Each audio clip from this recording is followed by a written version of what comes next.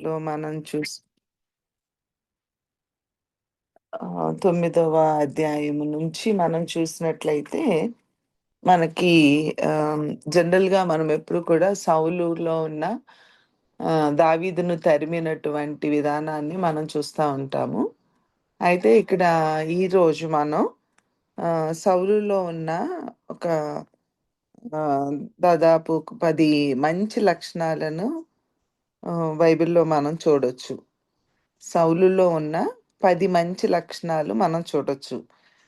ఆహ్, అయితే ఆ 10 మంచి లక్షణాలేంటి అనేది చాలా క్లుప్తంగా నేను వివరిస్తాను. అంటే ఎక్కువ ఎక్స్‌ప్లెయిన్ చేయను.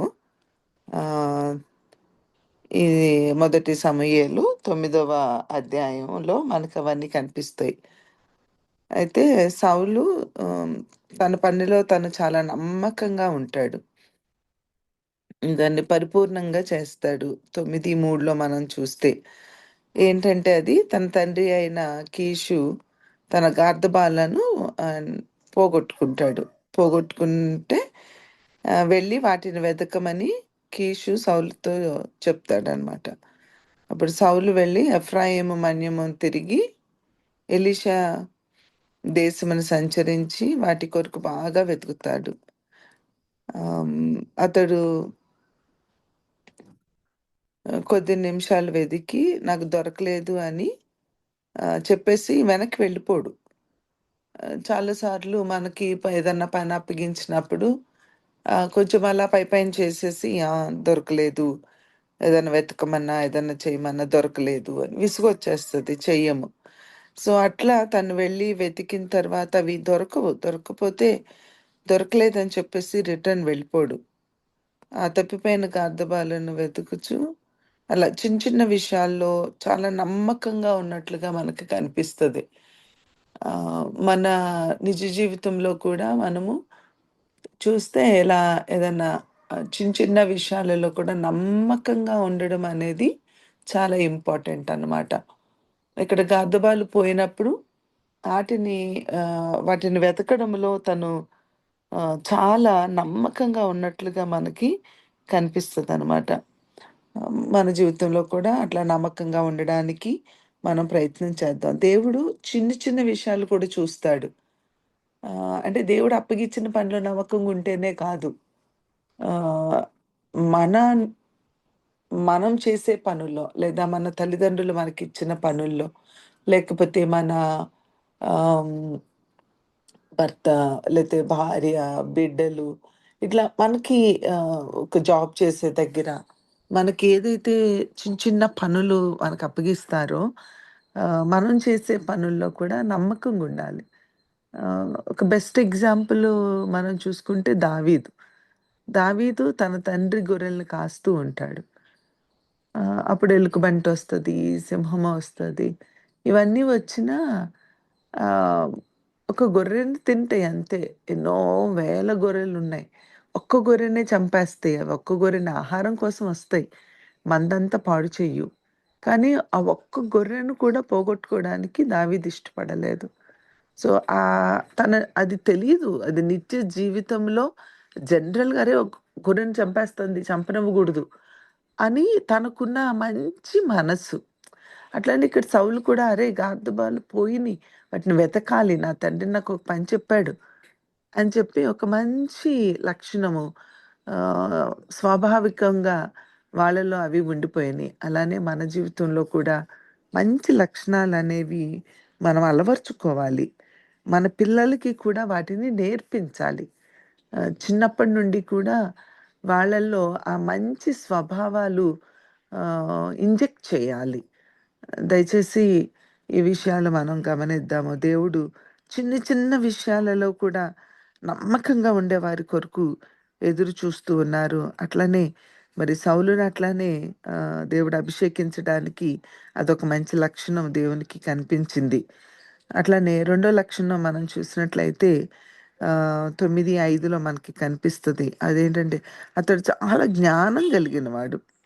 ఎంతో సమయం గడిచిన తర్వాత గార్దబాలు దొరకనప్పుడు అతడు తన దాసులతో ఏమంటాడంటే, "మనం తిరిగి వెళ్ళిపోదాము రమ్ము.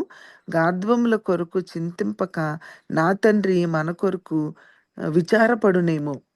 అంటే ఒక దాదాపు కొన్ని రోజులు వెతికిన తర్వాత అప్పుడు ఇంకా గొర్రెల కంటే మనము విలువైన వాళ్ళం కదా! మనమేమైపోయామో అని తండ్రి మన గురించి ఆలోచిస్తాడు. లెట్స్ గో, వెళ్ళిపోదాము అని చెప్పేసి అక్కడ మళ్ళీ తన తండ్రి గురించి కూడా ఆలోచించిన వాడుగా కనబడుతూ ఉన్నాడు. సో, మనం చేసే పనిలో జ్ఞానము అనేది చాలా ఇంపార్టెంట్. సో, జ్ఞానం లేని వారుగా మనం ఉండకూడదు. దేవుడే జ్ఞానమై ఉండెను అని ఉంటది కదా! సో, జ్ఞానము అనేది దేవుడే. దేవుడు కలిగిన వారు జ్ఞానం కలిగి ఉంటారు. ఆ జ్ఞానం కూడా ఎలా ఉంటది అంటే ఆహ్, అది పరలోకము నుండి వచ్చిన జ్ఞానం. దేవుని జ్ఞానం కలిగి ఉంటే అది అందరికీ మేలుకరంగా ఉంటది. అందరిని సంతోషపెట్టేలా ఉంటదనమాట. అదే దెయ్యాల జ్ఞానమైతే స్వార్థంతో ఉంటది. వారు బెనిఫిట్ పొంది అందరూ కూడా నష్టపోయేలాగా లేతే అందరూ బాధపడేలాగా ఉంటదనమాట. అందుకని మనము ఇతరులను బాధపెట్టే జ్ఞానం మనకుండడము అది దెయ్యాల జ్ఞానం. మీ జ్ఞానం అది ఇతరులను సంతోషపెట్టేలాగుందా? ఆహ్, అది దేవుని దగ్గర నుండొచ్చిందయితే అది అందరికీ మేలుకరంగా ఉంటది. అందరికీ సంతృప్తికరంగా ఉంటది. ఎవరిని హర్ట్ చేయదు. అలాంటి జ్ఞానాన్ని మనం సంపాదించుకోవాలి. ఎవరికైనా జ్ఞానం కొదువుగా ఉంటే దేవుడిని అడగమని వాక్యం చెప్తుంది కాబట్టి, మీకు జ్ఞానం లేకపోతే, అజ్ఞానంగా ఉంటే, మీ జ్ఞానంతో తీసుకున్న నిర్ణయాలు అది ఇతరులకు లేదా అనేకులకు ఇబ్బందికరంగా ఉన్నట్లయితే మరి ఆ జ్ఞానం అది దేవుని వల్ల వచ్చిన జ్ఞానం కాదు అని అవగాహన చేసుకొని, మరి ప్రతి దినము దేవుడిని అడిగితేనంట జ్ఞానం ఆహ్, కాదనకుండా, లేదనకుండా ధారాళంగా ఇస్తారంట. ఎక్కువిస్తారంట. ఎంత జ్ఞానం కావాలో అంత జ్ఞానం ఇస్తారంట. కాబట్టి అట్టి జ్ఞానం కొరకు ప్రతి దినము దేవుని దగ్గర వేడుకుందాము. సో, ఇక్కడ ఫస్ట్ సౌలులో ఉన్న మొదటి లక్షణం నమ్మకం. రెండవ మంచి లక్షణం జ్ఞానం. అలానే మూడో లక్షణం మనం చూస్తే అక్కడ 9, 7లో మనకి దేవుని సేవకులను ఎలా గౌరవించాలో అతడు ఎరిగి ఉండిన వాడిగా ఉన్నాడు. పట్టణంలో ఉన్న ఒక దేవుని సేవకుని కలుసుకుందామని తన దాసుడు చెప్పినప్పుడు అతని కొరకు ఒక కానుక తీసుకొని వెళ్దామని సౌలు చెప్తాడు. సో, ఇక్కడ దేవుని బిడ్డలను దర్శించడానికి వెళ్ళేటప్పుడు ఊరికే వెళ్ళకూడదు. ఒట్టి చేతులతో వెళ్ళకూడదు. వాళ్ళు దేవుని సేవకులు. వాళ్ళని గౌరవించాలి. వాళ్ళకేదన్నా కానుక తీసుకొనెళ్దాం అని చెప్పి జనరల్‌గా ఏదో ప్రిపేర్డ్ అయ్యి ఎళ్తే అది డిఫరెంట్ ఉంటది. కానీ వీళ్ళకి గార్ధబాలు దొరకలేదు. దేవుని బిడ్డల దగ్గరికెళ్తే వాళ్ళు ప్రార్థించి, వాళ్ళు మనకి వాటి గురించి చెప్తారేమో అని ఆలోచనతో వెళ్దాం అనుకుని ప్రిపేర్డ్‌గా కాకపోయినా వెళ్ళేటప్పుడు వాళ్ళకున్న దానిలో వాళ్ళేదో ఒక కానుక తీసుకొని వెళ్ళాలి అనే ఒక మంచి లక్షణాన్ని తను గౌరవించడం అనే లక్షణాన్ని కలిగి ఉన్నాడు. ఈ దినాలలో మనం చూస్తే అసలు సేవకుల్ని గౌరవించడం అనేది చాలా అరుదుగా కనిపిస్తుంది. ఆహ్, సేవకుల్ని ప్రేమించడము అనేది చాలా అరుదుగా కనిపిస్తుంది. ఎందుకంటే అపవాది సేవకుల్ని వేలెత్తి చూపించే ఆత్మను విశ్వాసుల మీదకి పంపించేశాడు. అందుకే విశ్వాసులు ఏం చేస్తున్నారంటే సేవకుల్ని నిందించడానికి, సేవకుల మీద వాళ్ళలో ఉన్న లోపాలను కనుగొనడానికే ప్రయత్నిస్తున్నారు. అది అపవాది యొక్క లక్షణం. దేవుడు ఏర్పరచుకున్నవారు మనం దావీదుని చూస్తే దేవుడు ఏర్పరచుకున్నవారు ఒకవేళ ఆహ్, సౌలు దురాత్మ చేత ఉన్నప్పటికీ కూడా దావీదు సౌలును ముట్టలేదు. అది దేవుని యొక్క లక్షణం. ఇక్కడ మనం చూస్తే మనము ఆహ్, దేవుని బిడ్డల్ని ఎక్కడ పాయింట్ ఔట్ చేద్దామా? ఎక్కడ వారిలో లోపాలను ఎత్తుదామా? ఎక్కడ వారి బిడ్డల్లో లోపాలను వెతుకుదామా? ఎక్కడ వాళ్ళని చులకన చేద్దామా? ఇతరులకు వాళ్ళని అల్లరి చేద్దామా? అనే ఆ దురాత్మ కలిగిన వారుగా ఉంటూ ఉన్నారు. కానీ ఇక్కడ మనం చూస్తే దేవుని సేవకులను గౌరవించడం, వారికి కానుకను తీసుకొని వెళ్ళడం. కానుకంటే పెద్ద గిఫ్ట్‌లేమి అక్కర్లేదండి. వారికి అందుకే అన్నా దే ఆర్ నాట్ ప్రిపేర్డ్. గొర్రెలను గాడిదవాలను వెతకడానికెళ్ళినోళ్ళు ఏమి డబ్బులు పట్టుకొనెళ్ళరు. లేకపోతే ఎక్కువెక్కువ ఇప్పట్లో అంటే మనకి అట్‌లీస్ట్ ఈ ఫోన్‌పేలు, ఆ పేలున్నాయి. కానీ వాళ్ళకవేమి ఉండవు కదా! వాళ్ళ చేతిలో కొంచెం ఉండుంటది. దారి ఖర్చులకేయో పట్టుకొనెళ్ళుంటారు. బట్ ఆ కొంచెంలోనే వాళ్ళు దేవుని సేవకుని దగ్గరికి వెళ్ళేటప్పుడు కానుకను తీసుకొని వెళ్దాము అని సౌలు అనడం చాలా తనలో ఉన్న సేవకుల పట్ల తనకున్న మంచి గౌరవాన్ని అది సూచిస్తూ ఉంది. కాబట్టి ఇక్కడ ఆ నమ్మకము, ఆ జ్ఞానము, గౌరవము అనే వాటిని అపవాది మన దగ్గర నుంచి దొంగిలించేస్తూ ఉన్నాడు. అలాంటి వాటిని దొంగిలించకుండా మనం వాటిని పోషించుకోవాలి. వాటిని కాపాడుకోవాలి. ఒకరిని చూసి ఒకరు, ఒకరిని చూసి ఒకరు దేవుని సేవకుల మీద నిందలేయడానికి అపవాది ప్రోత్సహిస్తూ ఉంది. అపవాదిని ఎదిరించండి. వాడు మీ దగ్గర నుంచి తొలగిపోతాడు. కాబట్టి దేవుని బిడ్డలను గౌరవించడం మనం నేర్చుకుందాం. అలానే 9:21లో మనం చూసినట్లయితే అతడు దీన మనస్సు కలిగి ఉన్నట్లుగా మనకు అర్థమవుతుంది. దేవుడు అతన్ని ఏర్పరచుకున్నాడని సమూయేలు సౌలుతో చెప్పినప్పుడు అతడు నేనెవరిని? నేను బెన్యామీయుడను కానా? నా గోత్రము ఇశ్రాయేలీయుల గోత్రములో స్వల్పమైనది కాదా? నా ఇంటివారు బెన్యామీను గోత్రపు ఇంటి వారందరిలో అల్పులు కారా? అని సమాధానమిస్తాడు. సో, ఇక్కడ అంటే తన స్థితి తనకు చేసుకున్నట్లుగా మనకు కనబడుతుంది. నేనెవరిని? నేను అభిషేకించబడడం ఏంటి? దేవుడు నన్ను ఏర్పరచుకోవడం ఏంటి? నేను బెన్యామీనుడను కదా! నా గోత్రం ఇశ్రాయేలీయుల గోత్రంలో చాలా చిన్న గోత్రం, స్వల్పమైన గోత్రము. కాబట్టి అల్పులము మేము అని చెప్పేసి ఆ దీన మనస్సు తనలో మనకి కనిపిస్తుంది. ఈ దినాలలో దీనత్వానికి బదులు అపవాది గర్వాన్ని విత్తుతూ ఉన్నాడు. ఒకసారి ఆలోచిద్దాం. ఎందుకు దీన మనసును పోగొట్టుకుంటున్నాము? మనం కొంచెము అప్పుడప్పుడే దేవునిలోకొచ్చినప్పుడు ఉన్న దీనత్వము ఆత్మీయంగా ఎదుగుతున్నాము అనుకున్నప్పుడు పోతుంది. మీరే ఆలోచించండి. ఆత్మీయంగా ఎదిగినప్పుడు ఇంకా దీనులమవుతాము గానీ, గర్వం రాదు కదా! గర్వం లేకుండా ఉండడమే కదా ఆత్మీయత. మరి మొదటి దినాల్లో ఉన్న ఆత్మీయత కంటే మొదటి దినాల్లో ఉన్న దీనత్వం కంటే ఆత్మీయత పెరిగినప్పుడు దీనత్వం పెరగాలి కదా! కానీ ఆత్మీయత పెరుగుతూ ఉన్నప్పుడు దీనత్వం తగ్గుతుంది. గర్విష్ఠులమవుతున్నాము అంటే మనం ఆత్మీయంగా ఎదుగుతున్నామా? ఆత్మీయంగా పడిపోయామా? అనేది అర్థం చేసుకోలేకుండా అపవాది ఒక ముసుగును మన మీద ఏసేశాడు. మన మనోనేత్రాలకి ముసుగు కలుగజేశాడు. దయచేసి ఆలోచించండి. ఎందుకిట్లా అయిపోతున్నాము? ఎందుకు మనము ఆ దీనత్వాన్ని పోగొట్టుకొని గర్విష్ఠులమైపోతున్నాము, గర్వంగా ఉంటున్నాము అనేది మీరే ఆలోచించండి. ఊరికే ఇంతింత ప్రసంగాలు వింటున్నాం గానీ, మరి మన జీవితంలో ఎందుకు ప్రసంగాలు చేస్తున్నాం గానీ, ఆ దీనత్వం ఎందుకు పోగొట్టుకుంటున్నాము? ఎన్ని విషయాలలో గర్వమో మన ప్రతి మాట గర్వంగానే ఉంటది. మన నడక గర్వంగానే ఉంటది. మన చూపు గర్వంగానే ఉంటది. అసలు ఇతరుల వైపు చూసే చూపులు చూస్తే అసలెంత పైకి కిందకి ఏంటో ఆ! ఆహ్, నువ్వెంత అన్నట్లుగా ఉంటాయి. మాటలు నువ్వెంత అన్నట్లుంటాయి. నేను చాలా గొప్ప అన్నట్లుంటాయి. మరి ఇలాంటి గర్వము అది అపవాది విత్తిందని అర్థం చేసుకోగలిగితే మన బ్రతుకులు బాగుపడతాయి.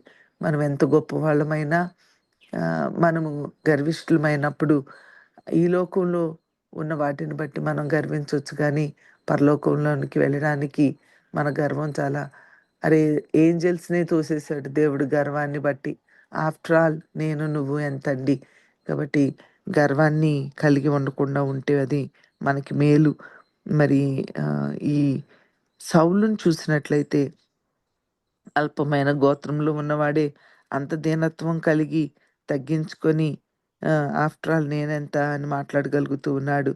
మరి భక్తులమైన మనము దేవుని బిడ్డలమని చెప్పుకుంటున్న మనం, ఇతరులకు బోధించుచున్నామని చెప్పుకుంటున్న మనం, విశ్వాసులమని చెప్పుకుంటున్న మనము మరి అట్టి దీనత్వాన్ని కలిగున్నామా అని ఒకసారి మనం ఆలోచిద్దాం. ఆలోచించి అటు దీనత్వాన్ని కోల్పోయిన స్థితిలో ఉంటే పశ్చాత్తాపడదాం. అలానే 5వ మంచి లక్షణం మనం చూసినట్లయితే అతడు అతిశయించలేదు. అదే గర్వం లేదు. ఫస్ట్‌ది దీనత్వం. మనం చూసాము. ఇప్పుడు అతిశయించలేదు. తన పిన తండ్రి మనకి 10, 15, 16 వచనాలలో మనకి కనిపిస్తది. అతడు అతిశయించలేదు. అతని పిన తండ్రి సమూయేలు నీతో చెప్పిన సంగతి చెప్పమని గార్దబాలు దొరికినని సమూయేలు చెప్పాడని చెప్తాడు. కానీ అతడు తన్ని రాజు అభిషేకించాడు అని చెప్పలేదు. కాబట్టి రాజు అభిషేకించాడు అని చెప్పకుండా గార్దబాలు దొరికినియి అని చెప్తాడు. సో, ఇక్కడ మనకు అర్థమవుతుంది. అంటే మనకి దేవుడేదన్నా ఒక మంచి కార్యం చేసినా, దేవుడు మనల్ని ఏర్పరచుకున్నా, దేవుడు మనల్ని ఎన్నుకున్నా, దేవుడు మనతో ఏదన్నా ఒక మంచి మాట చెప్పినా, మనకేదన్నా ఒక ఆధిక్యత ఇచ్చినా, లేతే ఒక మంచి ప్రసంగం చేసినా, లేతే మంచిగా సాక్ష్యం చెప్పినా, లేకపోతే ఒక మంచి పని చేసినా, అరే! మనలో వెంటనే అతిశయం వచ్చేస్తది. ఇక్కడ అసలు ఇట్స్ నాట్ ఈజీ కదండీ! ఆహ్, రాజు చే రాజుగా అభిషేకించబడడం అనేది అసలు అల్లరల్లరి చేసేయొచ్చు. నన్ను అభిషేకించారు, అభిషేకించారు అని చెప్పేసేసి అందరికీ చెప్పుకోవచ్చు. కానీ తను అతిశయించకుండా అసలేమైంది? ఏం జరిగింది చెప్పు అని చెప్పి అడుగుతూ ఉన్నా కానీ తను రాజుగా తనను అభిషేకించారు సమూయేలు అని తను చెప్పలేదు. అతిశయించలేదు. మనం కూడా నిదానించడం మంచిది. ఆగడం మంచిది. తొందరపడకుండా ఉండడం మంచిది. అతిశయపడకుండా ఉండడం మంచిది. ఇలా ఉండడం ద్వారా దేవుని యొక్క అభిషేకాన్ని ఇంకెక్కువ పొందుకోగలుగుతాము. అతిశయించడం ద్వారా దేవుని అభిషేకాన్ని కూడా పోగొట్టుకుంటాము. కాబట్టి దేవుని చేత అభిషేకించబడిన వారిలాగా మనముండాలి. తొందరపడకుండా ఉండాలి.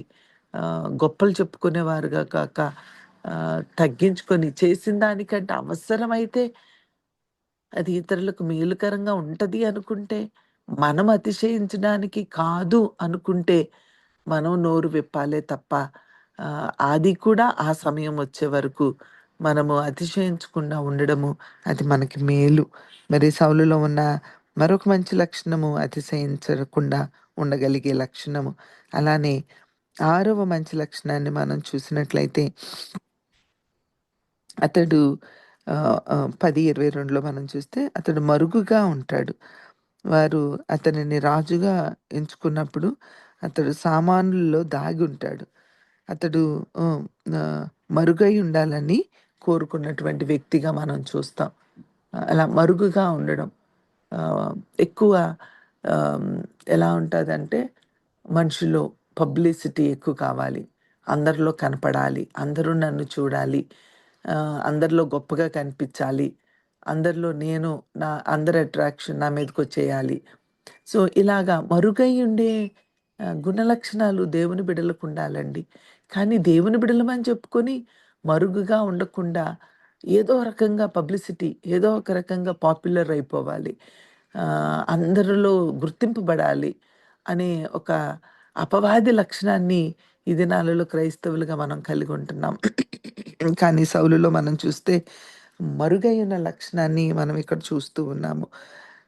కాబట్టి మనం కూడా మరుగుగా ఉండడము నేర్చుకుంటే అది మంచిది. ఆహ్, అంటే అలా అని జెప్పేసి ఎప్పుడు దాక్కొని దాక్కొని ఉండమని కాదు. అంటే ఆ అతిశయం ఉన్నప్పుడు అందరిలో కనిపించాలి. నన్ను ఎక్స్‌పోజ్ చేసుకోవాలి అనే ఆ గుణలక్షణం లేకుండా ఉండాలి అని ఇక్కడ మనం నేర్చుకోవాలి. దేవుడు ముందుకు రమ్మన్నప్పుడు ముందుకు రావాలి. ఆహ్, దేవుని పని చేయమన్నప్పుడు చేయాలి. అతిశయం లేకుండా చేయాలి. దీనత్వం కలిగి చేయాలి. జ్ఞానం కలిగి చేయాలి. నమ్మకంగా చేయాలి. ఇవన్నీ ఉండాలి. కానీ ఎక్స్‌పోజింగ్ వెతుక్కోవాలి మన హృదయాంతరంగాలలో. ఎక్కడైనా నన్ను చూపించుకునే, దేవుని నామాన్ని మహిమపరచకుండా నన్ను చూపించుకునే లక్షణం ఏమన్నా లోపల ఎక్కడన్నా మనసు ఎలుబడి చేస్తుందా? అయితే ఈ పని చేయకూడదు అని చెప్పి దాన్ని అణుచుకోవడం, దాన్ని రూట్ ఔట్ చేయడము మనము నేర్చుకోవాలనమాట. కాబట్టి మరుగై ఉండే ఆ మంచి లక్షణాన్ని మనం నేర్చుకుంటే మంచిది. అలానే ఏడవ లక్షణం మనం చూసినట్లయితే 10, 27లో మనకి కనిపిస్తది. అతడు దీర్ఘశాంతము గలవాడు. దీర్ఘశాంతము. సౌలు తన ఇంటికి తిరిగి వెళ్ళినప్పుడు పనికిమాలిన వారు కొందరు ఆ మనుష్యుడు మనలను ఎలాగో రక్షింపగలడని చెప్పుకొనుచు అతన్ని నిర్లక్ష్యము చేసి అతనికి కానుకలు తీసుకొని రాకుండా అతడు బహిరంగంగా రాజుగా అభిషేకించబడినప్పటికీ అతడు ఊరకుండెను. సో, ఇలాంటి దీర్ఘ శాంతము కలిగి మనము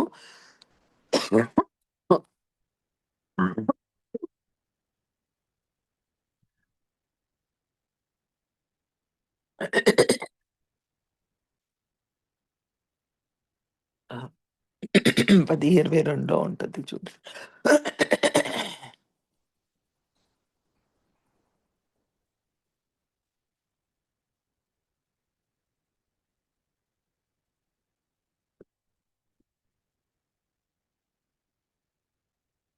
హ్మ్.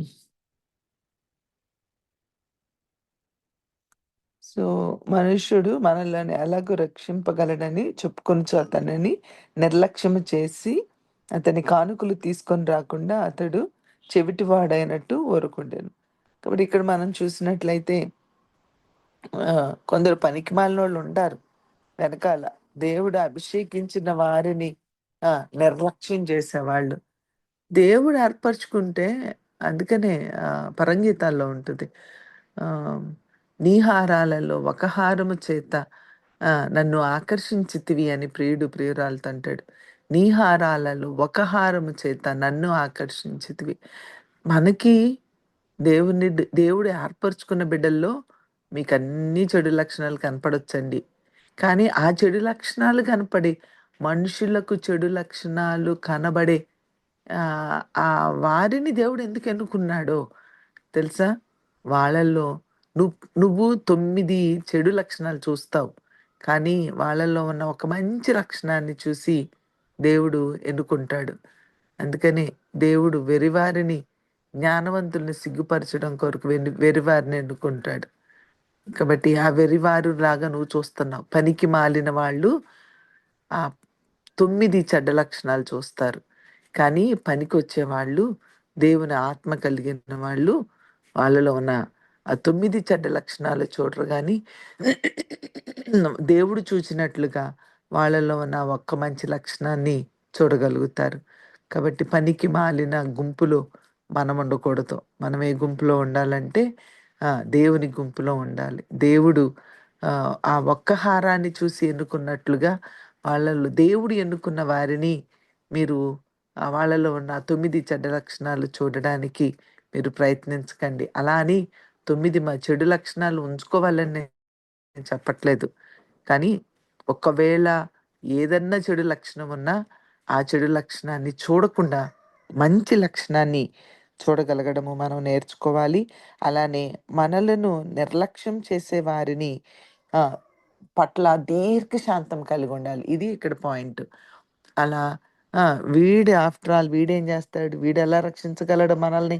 అన్న వాళ్ళ విషయంలో దీర్ఘశాంతము కలిగిన వాడుగా మనకి సౌలు కనబడుతూ ఉన్నాడు. కాబట్టి దీర్ఘశాంతము కలిగిన వారుగా మనము ఉండడము నేర్చుకోవాలి. చాలా సార్లు దీర్ఘశాంతం ఉండదు. మనమంతా పేలాలు ఏగినట్టు ఏగిపోవాలి. చిటపట, చిటపట, చిటపట ఏగిపోవాలి. చిన్నదానికే చిటపటలాడిపోవడం అలవాటు. మరి ఇంక దీర్ఘశాంతం అనేది ఎక్కడుంటదండి? చిటపటలాడకండి. ప్రతి చిన్నదానికి రుసబుసలాడకండి.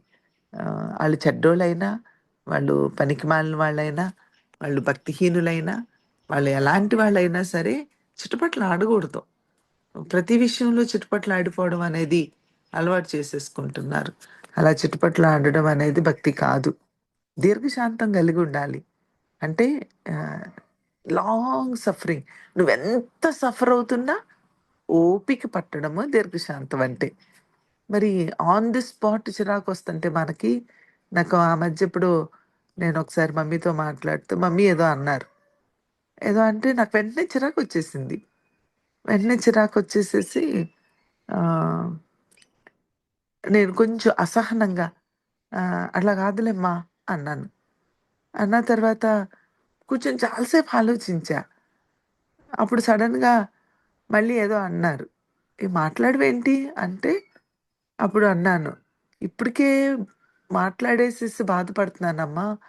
ఎందుకు కొంచెం మీకు పైకి అది అసహనంగా కనిపించలేదు గానీ, నా మాట వెనకాల అసహనం ఉందనేది నాకు అర్థమైంది. ఏంటి? ఏమైంది నాలో? ఈ దీర్ఘశాంతం ఏమైంది? ఎందుకు ఇంత అసహనంగా లోపల అసహనంతో కూడిన మాట వదిలేసాను. అట్లా కాదులేమ్మా" అన్నా. అంతే అదే అన్నా. ఇంకేమనలే. ఆ మాటకే నాకు అసలు చాలా సేపు ఆలోచించా. చాలా సేపు బాధపడ్డా. ఎందుకింత అసహనం వచ్చేసింది నాలో? అమ్మో! దేవుని ఆత్మను కోల్పోయానా నేను అని బాగా ఏడుపొచ్చేసింది. తర్వాత ఆలోచించి ఇంకా డీప్‌గా ఆలోచించుకున్నప్పుడు నాకు అర్థమైంది. రాను రాను నాకు నా లోపల హృదయాంతరంగంలో నేను సహనాన్ని కోల్పోతున్నాను అని నాకు అర్థమైంది. అర్థమైనప్పుడు చాలా ఏడుపొచ్చింది. అప్పుడు వెంటనే అమ్మ సారీ ఏంటో అసహనంగా మాట్లాడాను నేను. క్షమించండి అని చెప్పి నేను వెంటనే అమ్మ దగ్గర సరి చేసుకోవడం జరిగింది. ఏ విషయంలో కూడా దేవుని ఆత్మను పోగొట్టుకోకూడదు. ఎందుకు దీర్ఘశాంతం కోల్పోతున్నాను అని అనిపించింది నాకు. సో, తర్వాత కొంచెం చిన్నప్పుడైతే తక్కువ మాట్లాడేదాన్ని.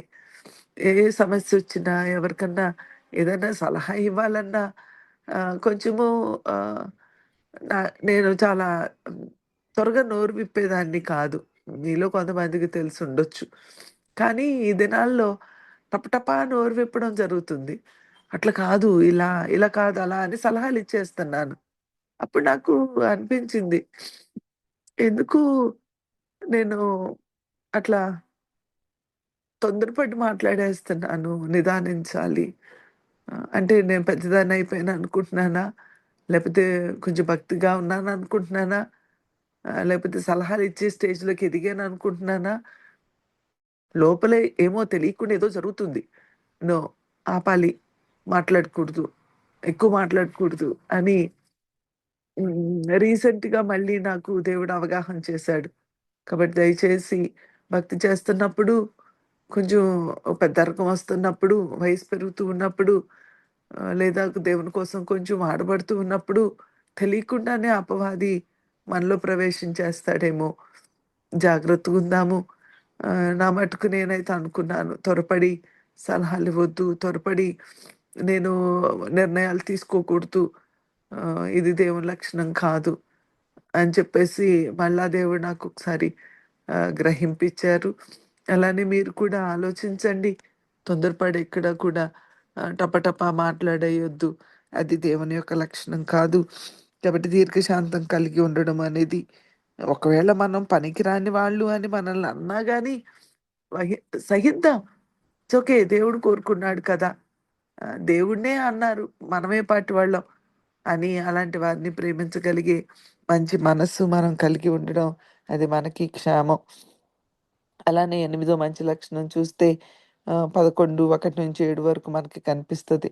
అతను అవసరతలో ఉన్న వారికి సహాయపడడానికి ఆసక్తి కలిగుంటాడు.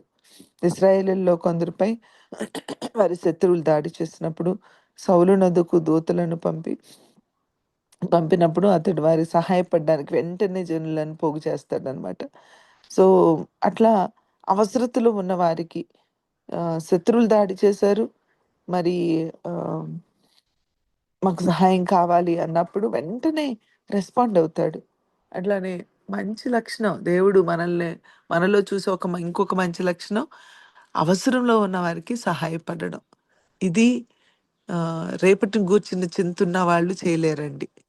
రేపటిని గూర్చిన చింతున్న వాళ్ళు రేపటి కోసం కూర్చుకుంటారు. దేవుడేమో రేపటి కోసం కూర్చుకోవద్దని మనకు చెప్తే, మనమేమో రేపటి కోసం కూర్చుకుంటాం. అలా చేస్తూ ఉన్నప్పుడు మనకి చాలా బాధనిపిస్తది. నాకు రీసెంట్‌గా ఒక ఇన్సిడెంట్ ఎదురైంది. ఒక పాప నా దగ్గరున్న పాప చాలా హోప్స్ పెట్టుకున్నాను. అసలు నోరు విప్పి మాట్లాడడం చేతగాని పిల్లని కొన్ని సంవత్సరాలలో ది బెస్ట్ పిల్లగా తయారు చేశాను. అసలు ఎంత అంటే ఇంక ఈ పిల్లకి ఈ పని రాదు అనేది లేదు. అట్లా ట్రైన్ ట్రైన్ చేసుకుంటే సడెన్‌గా ఎళ్ళిపోయింది. చాలా ఏడ్చా. చాలా బాధొచ్చేసింది. అప్పుడు ఇంకా ఆలోచించాను. ఇక్కడున్న తమ్ముళ్ళతో మాట్లాడుతూ, ఎందుకు ఇన్ని లక్షలు ఒక వ్యక్తిని చదివించాలి అంటే, బెంగుళూరులో ఒక వ్యక్తిని పోషించాలి అంటే, కొన్ని లక్షలు ఖర్చవుతది. స్కూల్ ఫీజు నుంచి కాలిక్యులేట్ చేసి. ఆ! గ్యాసు, కరెంటు ఆ పిల్లని కాలేజీ పంపడానికి నేను ఇంటర్మీడియేట్‌లో కాలేజీకెళ్తే నడుచుకుంటూ వెళ్ళా. కానీ నా పిల్లలు ఐదుగురిని కాలేజీలోకి పంపడానికి ఆళ్ళు కారిచ్చి పంపేదాన్ని. అట్లా కారు, పెట్రోలు ఇట్లా పెంచాను పిల్లల్ని. నాకంటే మంచి లైఫ్ ఇచ్చాను ఆళ్ళకి. దేవుని కొరకు ఉపయోగపడతారు కదా! అని ఈ పిల్లెలా ఎళ్ళిపోయింది అని చెప్పేసి బాధ అనిపించి, ఇవన్నీ ఆలోచించి అనుకున్నా. ఆళ్ళకి మిగిలిన ఉన్న పిల్లలకి ఎక్స్‌ప్లెయిన్ జేయడానికి, "అరేయ్! ఇదిగో స్కూల్ ఫీజ్ ఇంత. ఉండడానికి, తినడానికి, అద్దులు ఇట్లా చూసుకుంటే ఇంత. ఇంతైతే ఇంతని నేను బ్యాంక్‌లో యేసుకుంటే, నాకు అది ఫిక్స్‌డ్ యేసుకుంటే ఇంత రెట్టింపవుతది. ఒక 25, 30, 40 మందికి ఇన్నిన్ని ఖర్చు పెడుతున్నాను. దేవుని కోసం ఉపయోగపడతారని కదా! ఇట్లా ఎళ్ళిపోతే ఎట్లా అని చెప్పేసి చాలా దుఃఖపడిపోయి, బాధపడిపోయినప్పుడు ఇంకెవరిని పెట్టుకోవద్దు. ఇంకెవరి కోసం ఇంత ప్రయాసపడొద్దు. నేనెందుకు ఇంత ప్రయాసపడాలి? అందరూ నిలబడకుండా వెళ్ళిపోతూ ఉన్న పరిస్థితులు అని చెప్పి నాకు ఆ మాట మాట్లాడుతూ ఉన్నప్పుడు నేను వెంటనే దేవునాత్మ నాకు అర్థం చేసింది. అరే! ఒక మంచి చేశావు నువ్వు. వాళ్ళకి నువ్వు మేలు చేశావు. నువ్వేం చెడు చేయలేదు. 9 మంది, 10 మందిని యేసుప్రభు ఆహ్, కుష్ఠవ్యాధిని బాగు చేస్తే దేవుడికి ముందే తెలుసు 9 మంది ఆయన దగ్గర నిలవరు. ఒక్కడే నిలబడతాడు. ఒక్కడే తిరిగొస్తాడని.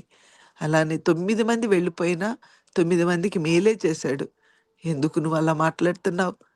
అని చెప్పి నేను ఆ తమ్ముడితో మాట్లాడుతున్నాను. ఒక 3, 4 డేస్ క్రిందట ఈ విషయాలన్నీ మేము మాట్లాడుకుంటూ, ఈ మాట అనగానే ఇంక వద్దు, వద్దు ఇంకెవరిని పెట్టుకోవద్దు మనం. ఎందుకు ఈ తిప్పలు మనం ఎందుకు పడాలి?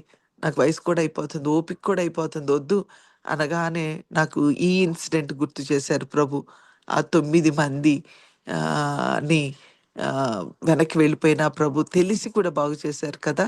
మనం కూడా అవసరంలో ఉన్న వారికి మేలు చేయడానికి, ఒక వ్యక్తికి దేవుని గురించి చెప్పడానికి, మేలు చేయడానికి, వాళ్ళ కోసం ఖర్చవ్వడానికి నోవేర్ వెనకడుగు వేయొద్దు. మనం ముందుకే వెళ్దాం. దాని ప్రతిఫలం దేవుడు మనకిస్తాడు. 10 మందిని మనం ట్రైన్ చేస్తే ఒక్కళ్ళు నిలబడితే చాలు.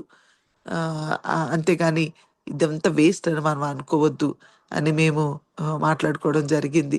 కాబట్టి దేవుడు మనల్ని ఎంత అవగాహనలో నడిపిస్తాడో చూడండి. అపవాది వెంటనే ఎందుకు నీ ప్రయాసంతా వ్యర్థమైపోయింది. అక్కర్లేదు ఇంకెవరిని ట్రైన్ చేయొద్దు. అంటే ఇక ట్రైన్ చేయొద్దు చేయకుండా ఉండడమే అపవాది యొక్క లక్షణం. ఆ థాట్ అలా పెట్టేస్తాడండి.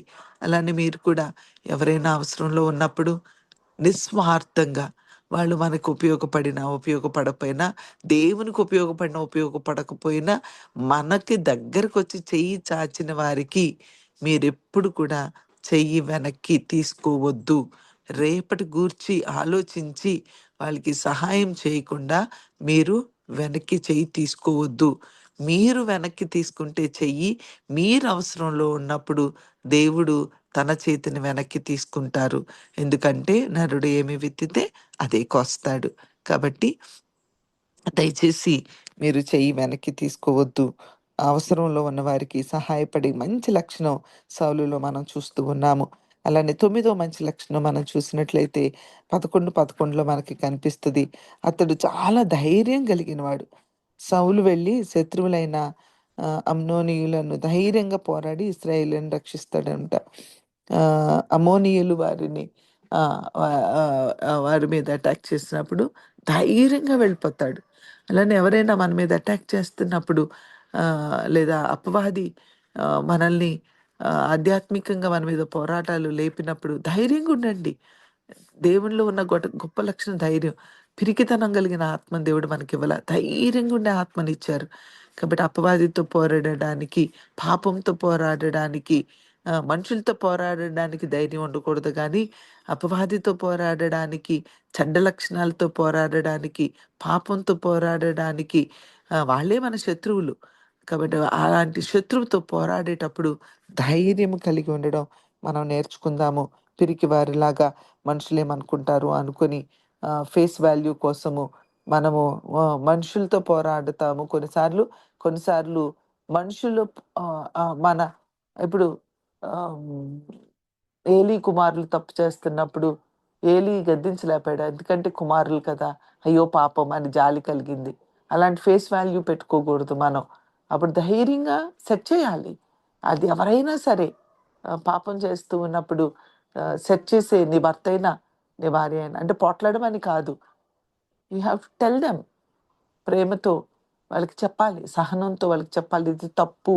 ఇలా ఉండొద్దు అని చెప్పడం మాత్రము వెనక్కి తీయొద్దు. కాబట్టి అలానే నీవు ఎవరైనా చెడు మాటలు నీకు చెప్తున్నారనుకో, దేవుని సేవకుల మీదో, లేతే చర్చ్ మీదో, లేతే ఫెలోషిప్ మీదో, లేకపోతే పక్క విశ్వాసం మీదో చెడు చెప్తున్నప్పుడు కొంతమంది నాతో చాలామంది చెప్తారు. అయ్యో! తను ఏమన్నా అనుకుంటదేమో అని విన్నానండి. ఆహా! అక్కడ ధైర్యంగుండు. ఏమన్నా అనుకుంటదేమో అని వింటే రాను రాను విన్న వాటి ప్రభావం నీ మీద పనిచేసి ఆ నెగెటివ్ స్పిరిట్ నీలోకి కూడా వచ్చేస్తది. అందుకని అక్కడ నిర్మొహమాటంగా ఫేస్ వాల్యూ లేకుండా చెప్పండి. అమ్మ దయచేసి అలాంటి నెగెటివ్ నేను వినాలనుకోవట్లేదు అని ధైర్యంగా చెప్పండి. అక్కడ పిరికితనంగా మీరు ఉండక్కర్లేదు. మీరు శత్రువుతో పోరాడడం అనేది మనం నేర్చుకోవాలి. అదే మరి 10వ మంచి లక్షణాన్ని మనం చూస్తే అతడు శత్రువులను క్షమించే మంచి లక్షణం తనలో కనిపించింది. సౌలు యుద్ధంలో జయించి తిరిగి వచ్చినప్పుడు అతను రాజుగా తిరస్కరించిన వారిని హతము చేయాలని కొంతమంది కోరుకున్నారు. కానీ అతడు ఒప్పుకోలేదు. అది 11, 12, 13 వచనాల్లో మనం చూస్తాము.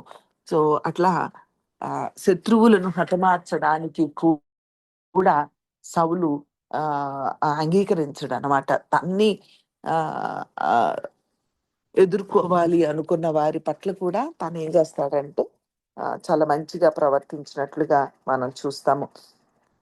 ఇటువంటి అద్భుతమైన మంచి లక్షణాలు గలవాడిని దేవుడు ఏర్పరచుకున్నాడు.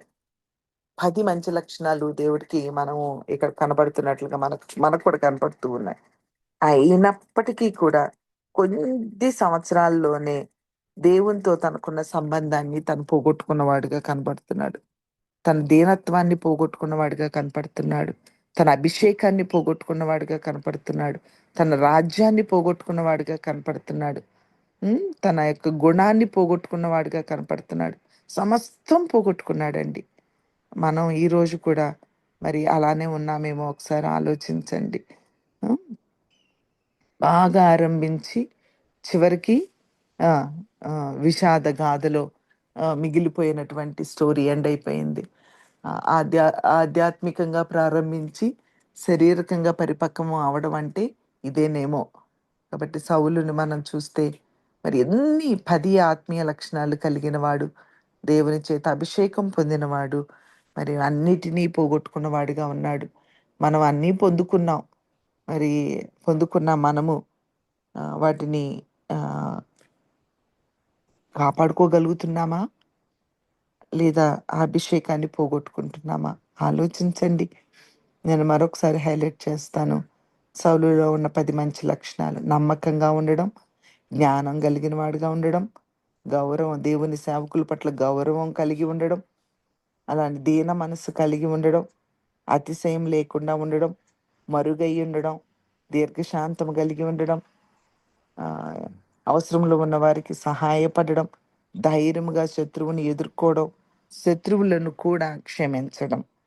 సో, ఇలాంటి 10 మంచి లక్షణాలు దేవునికి ఇష్టమైన స్వభావం కలిగిన వాడుగా దేవుడు ఎన్నుకుంటే, మరి దేవునితో ఆ సంబంధాన్ని పోగొట్టుకొని, దీనత్వాన్ని పోగొట్టుకొని, ఆత్మాభిషేకాన్ని పోగొట్టుకొని, రాజ్యాన్ని పోగొట్టుకొని, మంచి గుణాన్ని పోగొట్టుకొని, సమస్తమును పోగొట్టుకొని, ఈరోజు విషాదములో మునిగిపోయి తన్ను తానే ఆత్మహత్య చేసుకుని సౌలుగా మిగిలిపోయాడు.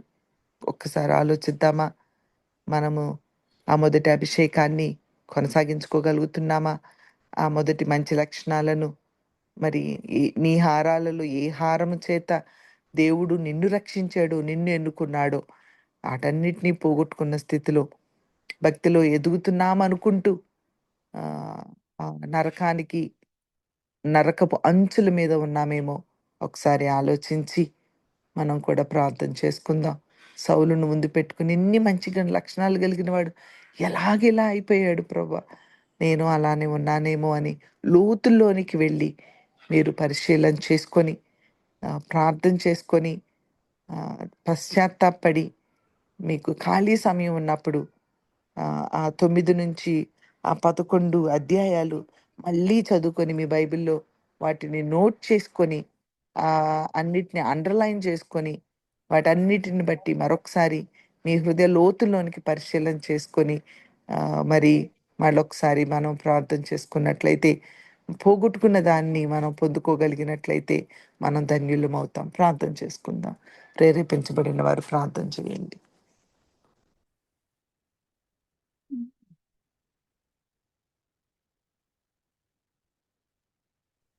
పరిశుద్ధుడైన తండ్రి, ప్రేమ వలన ప్రభా, గొప్ప దేవుడా, నీ పాదాలు రికార్డింగ్ ఆపాల్సింది. ఇదేంటి తొందరగా నొక్కవా? ఇది మధ్యలోకి నొక్కు తొందరగా రావట్లేదు.